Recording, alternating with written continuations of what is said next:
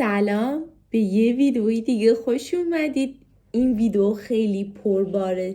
با هم دیگه قراره این کیف خیلی شیک و قشنگ رو ببافیم که میتونم بگم این کار رو هم پوشش میده برای اونایی که سر از راز چیدمان گلا نتونسته بودن در بیارن. یه تفاوت سایز ببینید. این دوتا خوشگل توی این ویدیو هر دوشون آموزش چیدمان گلاشون هست برای بچه هایی که برای این کیف کمی به مشکل خورده بودن و نمیدونستن که باید چیدمان گلا به چه شکلی باشه. این ویدیو رو با دقت نگاه کنین چون تمام چیدمانی که مربوط به این کیفه به این کیف هم مربوط میشه. فقط میتونم بهتون بگم که این کیف سایز بندی این کیف رو پوشش میده. یعنی اگه دوست دارین این کیف رو به سایز بزرگتر ببافین کافیه این ویدیو رو نگاه کنین تا آخر خوب و با جزئیات تمامش رو قشنگ نگاه کنین که نکته‌ای رو از قلم نندازین. ببینین این کیف سایز بزرگتر به حساب میاد و یک ترفند خیلی بانمکی هم زده شده که این کیف توی این ابعاد رو بتونید به دو مدل استفاده کنید. یکیش که همینطور میبینید به این شکله و مدل بعدی که میتونید استفاده کنین به شکلی که الان میخوام بهتون نشون بدم. تمام جزئیات کار رو گفتم توی این ویدیو، اینکه چطور گلا رو کنار هم دیگه بچینین و اینکه چطور سایز رو تغییر بدین و به این صورت هم میتونین از این کیف استفاده کنین. خب پس دو حالت داره این کیف. دیدنش خیلی براتون میتونه مفید باشه و خیلی میتونه محصول پرفروشی باشه. اگر کار سفارش بافت هم انجام میدین میتونه خیلی گزینه خوبی باشه. یک مدل نمونه ببافین تو پیجتون بذارین، منو تگ کنین، حتما توی استوریا تگتون میکنم یا حتی ریپوستتون میکنم که بقیه هم از کار زیبای شما بتونن دیدن کنن و بهتون سفارش بدن. این کلاهی هم که رو سر منه از همین گلا بافته شده و میتونین این ویدیوش رو هم توی کانالم ببینین یا لینکش رو این بالا میذارم که بتونین استفاده کنین و ببافین. پس توی این ویدیو خوب دقت کنین که ما دو مدل کیف رو داریم پوشش میدیم. یکیش که این جذاب و دلبره که بذارین خیلی دقیق تر بهتون نشون بدم که خیلی جا داره.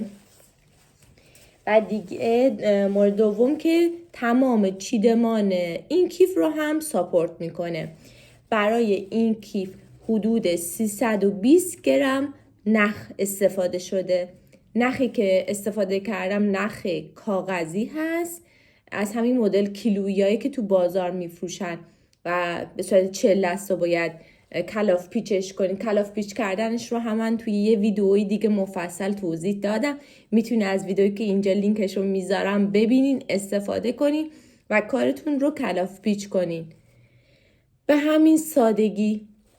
و نکته‌ای که حالا خوبه بدونین که برای کیف بند چرمی استفاده کردم، 2 حلقه استفاده کردم از این حلقه هایی که حالا توی فروشگاهی که نخ تهیه میکنین حلقه ها هم میتونین تهیه کنین. حالا اگه این حلقه در بیاد ببینین حلقه به این شکل، یه قفل آسان بازشو هم داره که به راحتی میتونین ازش استفاده کنین. دیگه چیدمان این که به این شکل بتونین استفاده کنین هم کامل توضیح دادم. یه آستر میخواد، یه مگنت میخواد. ببینین به این صورت میتونین راحت ازش استفاده کنین. خیلی هم جادار و خوشگله و اینکه خیلی هم کاربردیه به این شکل.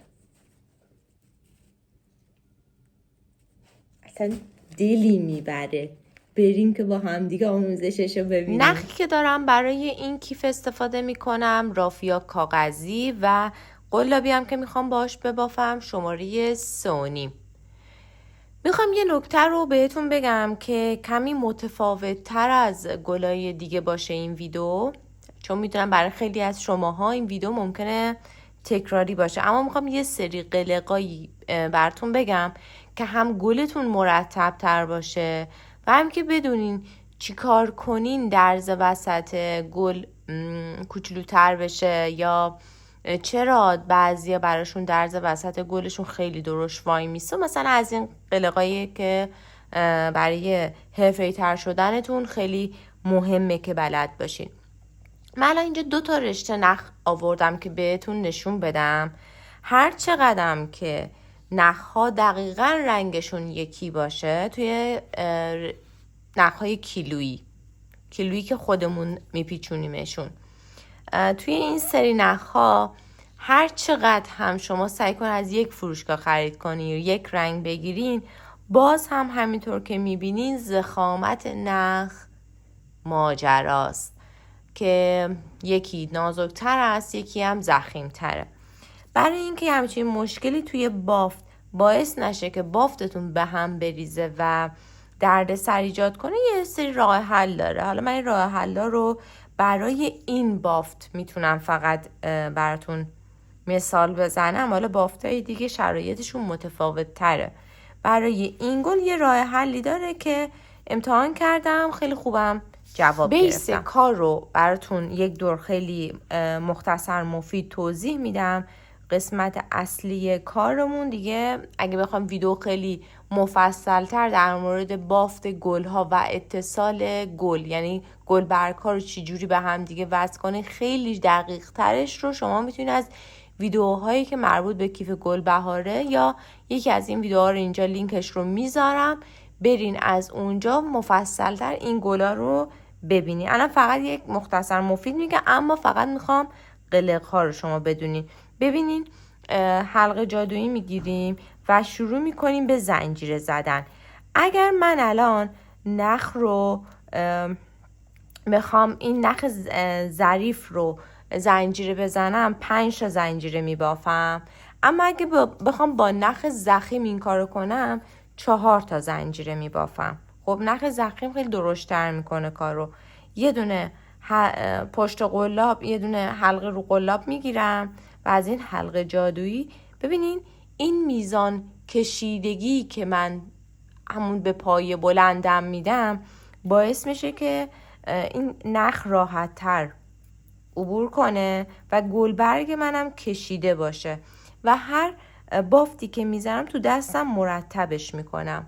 خب چون کاغذی هم هست، یه دونه اینجوری مرتبش کنین، حالت خودش رو از همون اول شکل میده و سعی میکنم قد پایه هامو یک میزان بگیرم. میبینین این قسمت حلقایی که روی قلابه رو کوچیکتر میگیرم، این قدش بلند باشه.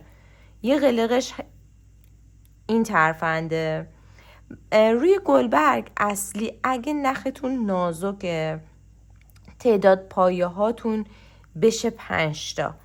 اگه نختون ضخیمه، خب مثل این کلاف دومی، ببینید بعد با هم دیگه همه رو یکی میکنیم. دیدین؟ خب بعد یه زنجیره میزنم، اینو بست میدم.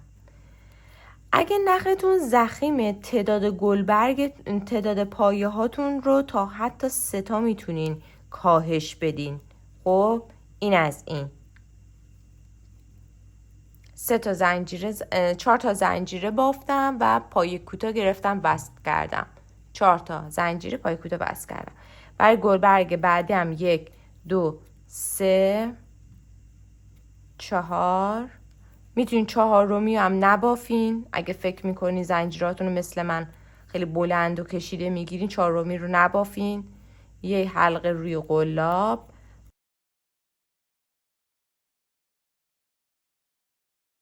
این 5. ببینین تعداد پایه های اصلی برای گلی که من میبافم 5 تاست. بستگی داره به این که نخ من چقدر ظریف‌تر باشه. 1 2 3 4. این دوباره میاد سر جاش و تمام. خب این از این. تعداد گلبرگ هر چند تا بود، من باید این تعداد گلبرگ رو ببافم. الان 2 تا گلبرگ بافتم. برای گل 5 گلبرگ باید 5 تا ببافم. برای 6 گلبرگ 6 تا میبافم. این تا اینجا. اگر من تعداد پایه هام هر چقدر کمتر باشه، این نخی که میکشم در نهایت، این قسمت سوراخی که ایجاد میشه کوچولوتر میشه. خب پایه ها بزرگتر باشه، این سوراخ که اینجا ایجاد میشه خیلی درشت‌تر میشه. که این مشکل پیش میاد، نخ که ظریف باشه، این درزی که این قسمت ایجاد میشه اونقدر به چشم نمیاد. زمانی که نختون خیلی درشت باشه این اتفاق میفته و خیلی واضح و خیلی نامیزون خودشون نشون میده. اینجاست که میتونید تصمیم بگیرین تعداد پایه هایی که برای گلبرگ میخوایم ببافین رو کمتر در نظر بگیرین. به جای 5 تا پایه بلند 3 تا پایه بلند استفاده کنین یا 4 تا پایه بلند استفاده کنین. باعث میشه این قسمت، حجم این قسمت هم کمتر میشه و وقتی نخ رو میکشین هم نخ راحت تر تو دستتون روونتر کشیده میشه و همین که این سوراخ که این قسمت ایجاد میشه کوچیک‌تر در میاد. خب بچه نگاه کنیم، با 5 تا پایه بلند بافته شد، با 3 تا پایه بلند بافته شد. خب این با 3 تا 1 2 3، اما نخم ضخیم‌تر بود. ببین وقتی رو هم دیگه میره قد و ضخامتشون یکیه، میبینین؟ هیچ تفاوتی ندارن. اما اگه اینو من 5 تا میبافتم هم این قسمت درز وسطش خیلی درشت میشد و خیلی نامیزون میشد و همین که یک گلبرگ خیلی درشتر، گل درشتری داشتم. پس این همچین ترفندی میتونیم بزنیم وقتی وسط باف ضخامت نخاتون متفاوت بریم میشه. که حالا با همدیگه یه وصلم ببینیم که این گلبرگ ها باید اصلا به چه شکلی به همدیگه وصل بشن و ادامه کار. من یک وصل همزمان براتون نشون میدم و یک وصل با نخ و سوزن. خب این از بافتمون، مثلا این تک گل رو میخوایم این گل رو به این وصل کنیم. خب به فرض اینکه مثلا یه دونه تک گل تکه، این گلبرگ رو میخوام به این گلبرگ وصل کنم. خب به چه شکلی؟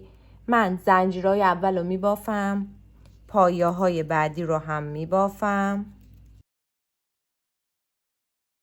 وقتی که یکی کردم خب وصلش رو انجام میدم.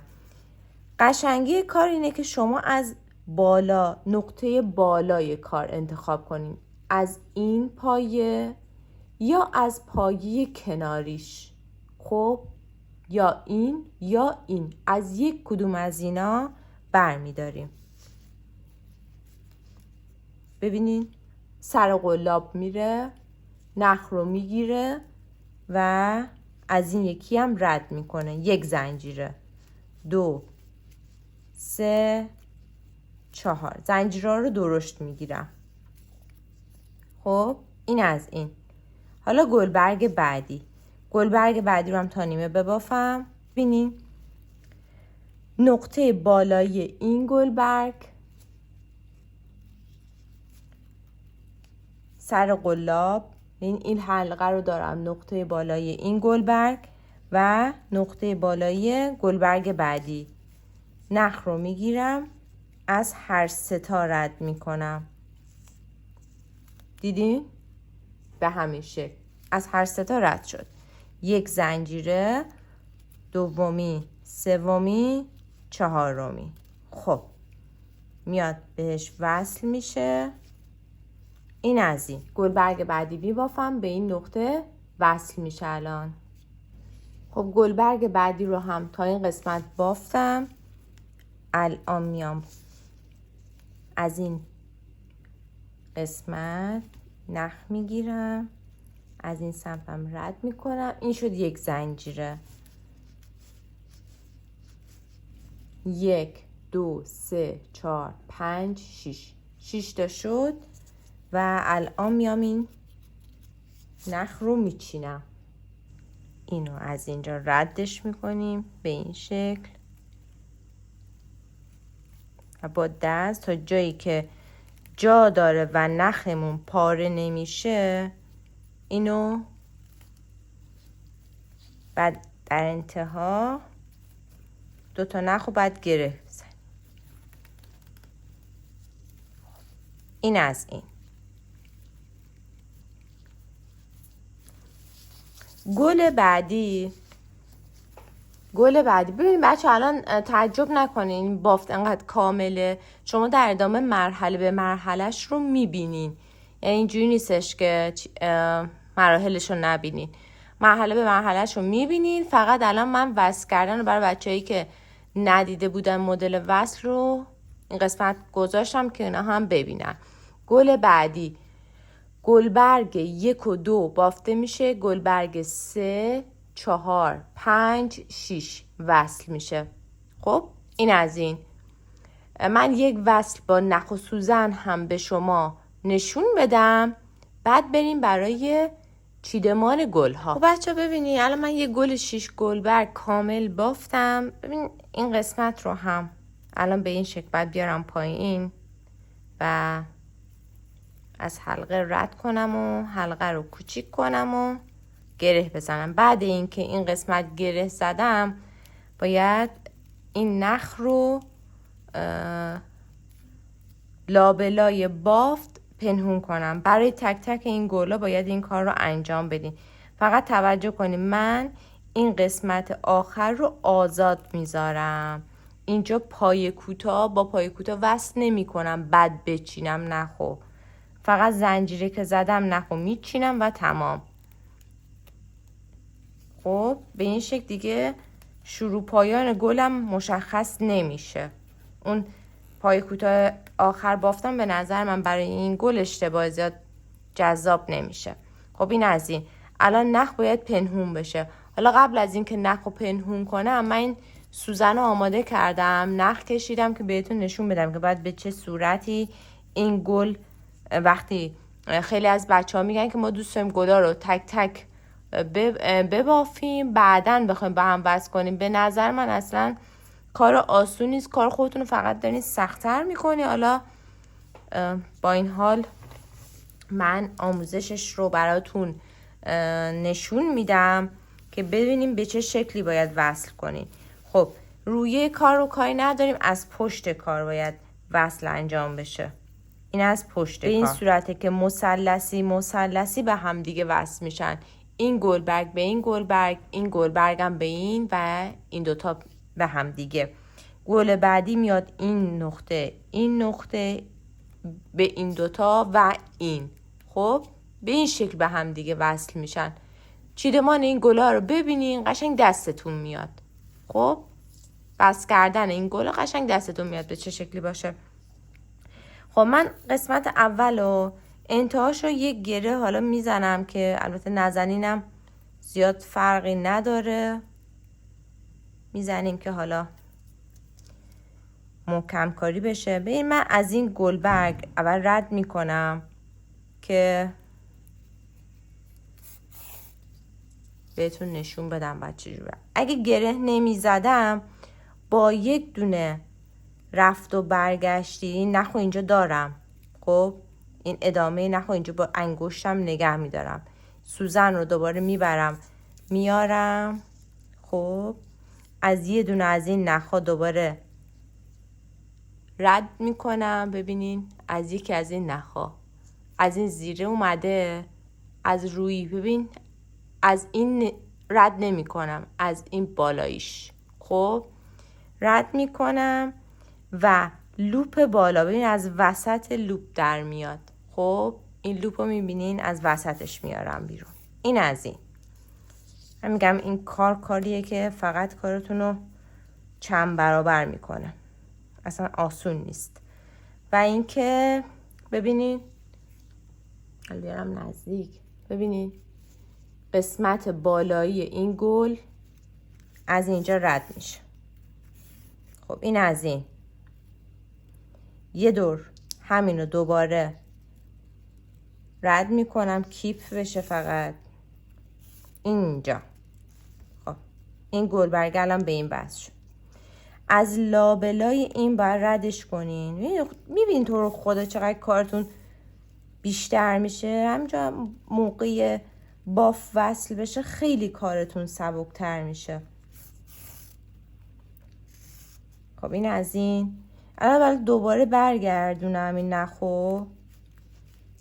همه رو از پشت باید انجام بدین که اصلا دید نداشته باشه کارتون. خب خیلی باید حواستون باشه. خب ببینید الان دوتای اینو رد کردم. این گلبرگم از وسطش باید بیاد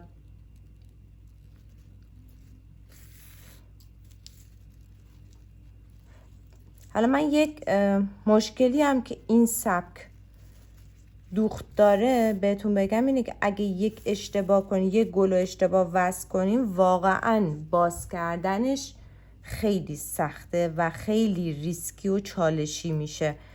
اصلا این مدل نخ و سوزن رو پیشنهاد نمی کنم، فقط هم به خاطر گل روی درخواست یه سری از دوستان من این ویدیو رو ضبط کردم، یه تیکه رو که بچه ها ببینن، ولی خودم هیچ وقت این کار رو دوست ندارم انجام بدم که الان من اگر این گل رو اشتباه وصل کنم، پیدا کردن نخ و شکافتن همین یک دونه گل خیلی برام چالش میشه و ممکن حتی یک رگ نیاز داشته باشم بشکافم کار رو.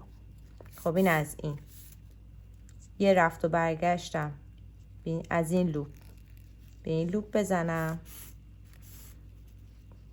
خب دوباره انجام میدم که کامل فیکس بشه. خب این از این ببینین به این شکل وصل شد. خب ولی بازم تاکید میکنم میخواین این کار رو انجام بدین، چالش ها و ریسکاش هم باید قبول کنین.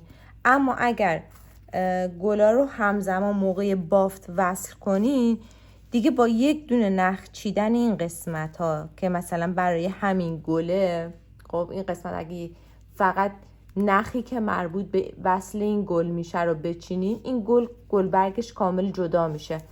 اما اینو واقعا پیدا کردن و چیدنش خیلی سخته دیگه، باید کامل مطمئن باشین از جای اون گل که دارین بهش میدوزین. اینا چالش های بافت. کارتون تمام شد، به این لابلای کار نخ رو قشنگ پنهون میکنین، بعد میچینین. بعد نختون رو هم میخواین قفل کنین توی کار، به جای گره زدن یه دور که این سم رفت، یه دورم به این سم باید برگردونیم. ببین یک نخ و جا میذارین، برمیگردونیم، فقط باعث میشه نختون قفل بشه اینجا. اوکی؟ این از این. الان من این نخو بچینم. تمام. خب بچه ببینیم برای کفی کار ما یه همچین چیدمانی رو برای شروع نیاز داریم. این قسمت کف کارمونه که اگر به تعداد گلهای این نقطه اضافه کنیم کیفمون بزرگتر و پهن‌تر میشه. خب قد کیفمون، پهنای کیفمون بیشتر میشه. پس اگر تعداد گلها رو اضافه کنیم بیشتر میشه، کم کنیم کوچیکتر میشه. پس به این نکته دقت کنین. من اینجا 1 2 3 4 5 6 7 تا گل وصل کردم.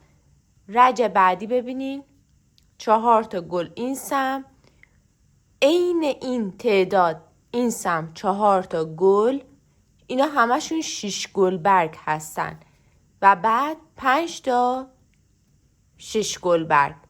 خب میبینین دقیقاً این قسمت کف چیدمانش مثل کیف گلبهاره که بهتون آموزش داده بودم. حالا من دوباره این کیف رو نشون میدم. این قسمت کف، قسمت پایینش دقیقاً همین چیدمانه. خب این قسمت 5 تایی رو میبینین؟ خب این نقطه‌ایه که گل 5 گل برگ باید وصل بشه. یه دونه اینجا، یه دونه اینجا، که این باعث میشه این قسمت قوس ایجاد بشه.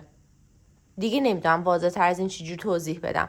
و اینکه این گل، این کیف گلبهار 3 تا گل 6 گل برگ داره، ولی این کیف رو دارم چون اضافه تر میبافم 4 تا این نقطه داره، چون کفیش 1 دونه گل اضافه شد. پس اگر 1 گل اضافه کنم به هر ردیفم 1 گل اضافه میشه. خب تعدادش به اندازه این الان پهنای این کیف، سایز این کیف به اندازه سایز گل اضافه میشه. اینجا گل من با 6 تا گل برگ بود، من اینجا با 6 تا گل بود قسمت کفی پایین کیف، من اینجا 7 تا گذاشتم. خب پس به تعداد گلای من یه دونه اضافه میشه. توی کیف نمونه کیف گلبهار یک ردیف کمتره. فقط ببینین کفیشون عین هم دیگه است. الان این نقطه با این چیدمان که بافتتون رو اجرا کردین گل 5 گل برگ میبافم و به این نقطه وصل میکنم. من 2 تا رو وصل میکنم، 1 2 3 تا رو وصل میکنم، 4می رو بهتون نشون میدم دقیقاً چه گلبرگ هایی باید درگیر بشه. همینجا براتون توضیح بدم. ببینین گلبرگ 1 2 3 4 5 هر 5 تا گلبرگ این گل درگیر میشه. خب یعنی از همون گلبرگ اول که دارم شروع میکنم به بافت باید وصلم رو انجام بدم. خب بچه ها میبینین من الان گلای 5 گلبرگ رو 3 تاشو بافتم. یه دونه توی این فضا بافتم، یکی رو توی این فضا بافتم و یکی دیگه هم اینجاست. یعنی از روی کیف بهتون نشون بدم. الان یه دونه باید اینجا ببافم. خب بافت رو از رو نگه میدارم. 1 2 3 4 5 توی این فضا یکی دیگه باید ببافم. ببینین همین قسمت، همین شروع کار برقم رفت. حالا من اینو بهتون میگم که باید به چه شکلی وصل کنیم. امیدوارم که حالا واضح باشه. میایم اینجا روی گلبرگ اول و نخ رو از این نقطه به این شکل میکشیم و 4 تا زنجیره رو میبافیم. 3 4. خب حالا میام به این وصل میکنم و 4 تا گلبرگ دیگه رو هم باید ببافم به همین روش و دونه دونه وصل کنم. یکی به این نقطه، یکی به این نقطه، یکی هم این نقطه و این نقطه. 5 گلبرگ خودش رو حالت کشیده در میاره. ببینید کشیده تر میشه و بافت خودش رو یواش اینجا قوس ایجاد میکنه. خب بچه ببینین 4 تا 5 گلبرگه که اضافه شد به این نقطه ها همینجا یه حالت گودی به کار داره میده. خب این از این. با دستتونم مرتبش کنین که این حالت بهتر خودش رو نشون بده. خب این تا اینجا. یه 6 گلبرگه باید به این نقطه ها بخوره. 1 2 3 4. 4 تا ببافین این سم، 4 تا ببافین این سم. 1 2 3 4 ببافین. بهتون بگم که باز برای این قسمت ها باید چی کار کنیم. 4 تا گل از این سمت 6 تایی بافتیم، 4 تا هم این سمت. خب قرار بود 4 تا این سمت اضافه بشه، 4 تا این سمت و حالت کی فعلا تا اینجا به این شکل در اومده. من الان اینو به این شکل پهن کنم. قسمت هایی که 5 تا شکوفه رو گذاشته بودم 5 تایی رو گذاشتم براتون با مارکر علامت گذاشتم که کدوم هست. خودتونم میتونید علامت بذارین که گمش نکنین. این از این. الان حالت کیف رو به این شکل در میاریم. خب و این قسمت قراره یک گل 6 تایی ببافیم. خب این گل 6 گلبرگ 1 2 3 4 5 6 گلبرگ 5 و 6ش وصل نمیشه یا گلبرگ 1 2 وصل نمیشه. 3 میایم به این وصل میکنین. 4 5 6 یک گل 6 گلبرگ اینجا، یک گل 6 گلبرگ هم اینجا باید وصل بشه و همینطور یه دونه اینجا و یه دونه هم اینجا باید وصل بشه. این 4 تا گل رو هم ببافیم بریم برای گل‌های بعدی. دقیقاً الگوی کیف گلبهاره اون کیف دستیه. فقط یه ردیف گل وسط گذاشتم سایزش بزرگتر بشه چون میخوام قد کیف رو هم بزرگتر بگیرم، اما الگوی قسمت پایینش کاملا شبیه هم دیگه است. خب گل 6 گلبرگ رو الان اینجا وصل کردم. یه دونه اینجا قرار بود وصل کنیم، یه دونه هم این نقطه. خب این که علامت گذاشتم مال 5 گلبرگ بود، سری قبل با هم وصل کردیم. الان 6 گلبرگ هم به این قسمت وصل شد. ببینین این دوتایی که نخ بهشون ادامه نخ بهشون وصله تازه وصل شد. خب این از این. الان یک دونه 5 گلبرگ اینجا میگیرم میبافم. خب الان این قسمته تا اینجا حالت کیف باید یه همچین شکلی بگیره. یه دونه 5 گلبرگه به این گلبرگ ها وصل میکنم. گلبرگ اول رو میبافم، گلبرگ 2 3 4 5 2 3 4 5 اینم ببافم بیام. 5 گلبرگه سوم رو هم الان بافتم. خب این نقطه 5 گلبرگه سومه. ببینین به این شکل باید باشه تا اینجا. مرحله قبل این دوتا بافته شد، این مرحله 5 گلبرگه سوم بافته شد. حالا کیفمون رو به این شکل میگیریم. هر چی که این سمت میبافین سمت مقابلش هم باید تکرار کنید. الان کیف به این شکل تو دستتون داشته باشین. خب مرتب گلبرگ گل 6 گلبرگه باید اینجا بافته بشه. 1 2 3 4 5 6. خب گلبرگ 5 و 6ش این سمت. پس میتونی گلبرگ 1 و 2 ببافین، 3 4 5 6 رو بهش وصل کنین. پس گلبرگ 1 و 2 بافته میشه، 3 4 5 6 وصل میشه. هم این سمت هم سمت مقابلش. خب به همین شکل 1 2 3 4 5 6 اینم به این سمت وصل میشه. طرف مقابل کیفم باید همین کار تکرار بشه.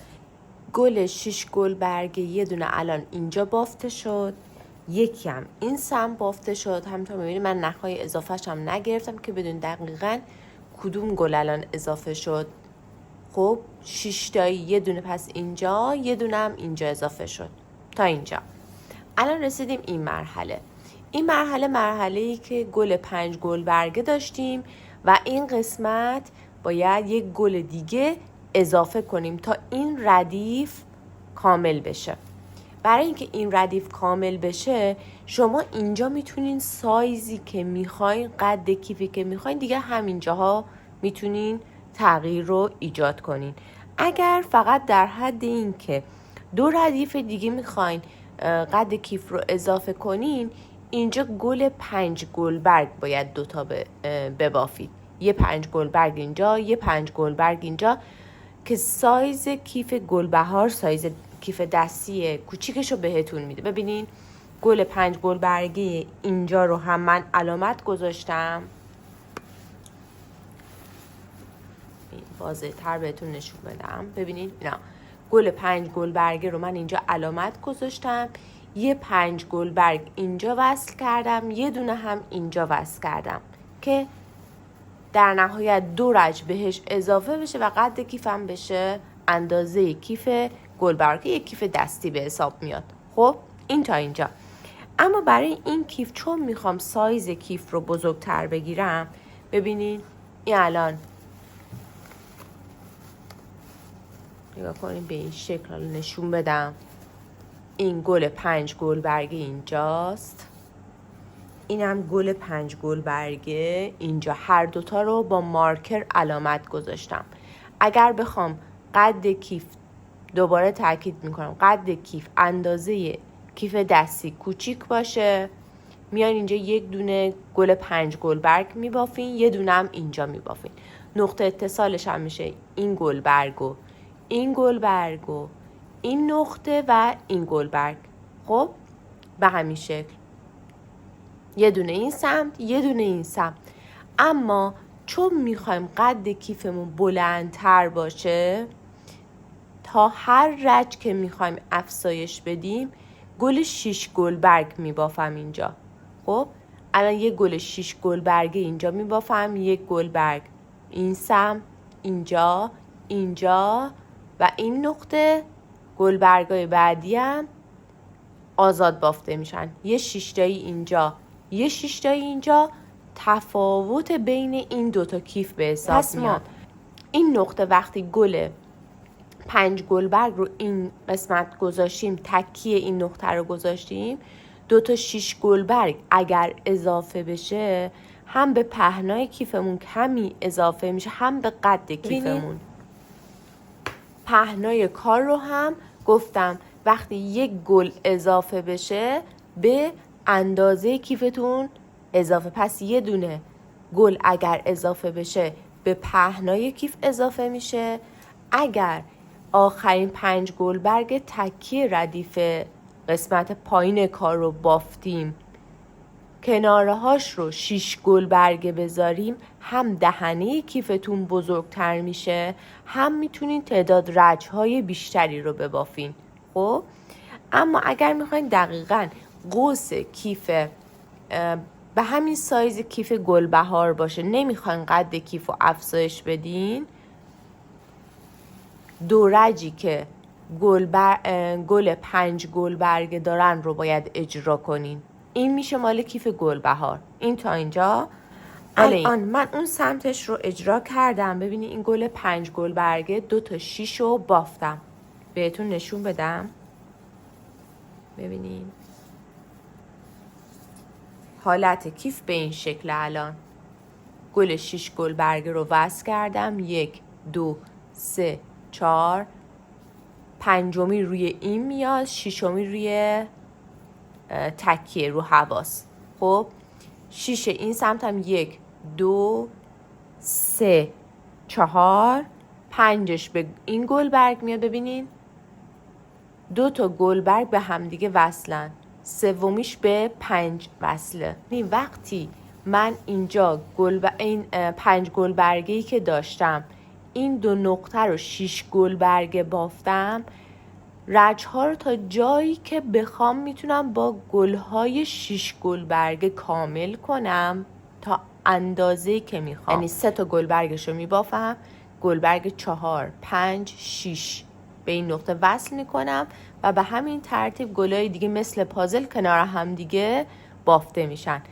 گل اولی از ردیف جدید رو بافتم، گفتم بهتون نشون بدم. این گل 5 گلبرگ، این 2 تا 6 گلبرگ و این هم 6 گلبرگ. ببینید به این گلبرگ بالا نقطه اتصالش و این گلبرگ بالایی وصل شد. 3 تاش به این وصل شد، 3 تا دیگه آزاده. حالا گل بعدی رو میخوام به این نقطه، این نقطه، این نقطه و این نقطه وصل کنم. دیگه به ترتیب همین جوریه. هر گلبرگی که اضافه میکنم دقیقاً چیدمانش به این شکله. خب این ردیف دور تا دورش گلای 6 گلبرگ باید بافته بشه. همینطور که الان میبینین من ردیفای 6 گلبرگی کامل رو اجرا کردم، بافتم و تا رجی که مد نظرم بود ادامه دادم.